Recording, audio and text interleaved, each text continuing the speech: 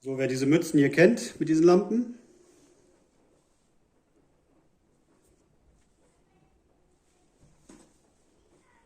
Da seht ihr es ja. Es gibt verschiedene, es gibt auch welche, die blinken und so weiter. Aber irgendwann ist ja auch der Akku leer. So wie hier oder auch hier.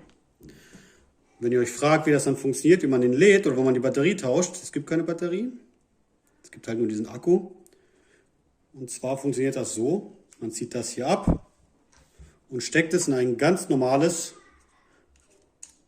USB-Gerät zum Laden. Hier in dem Fall von Amazon, ja. Und so wird es geladen. Ganz einfach. Da seht ihr das rote Kontrolllicht, das anzeigt, dass das Gerät geladen wird.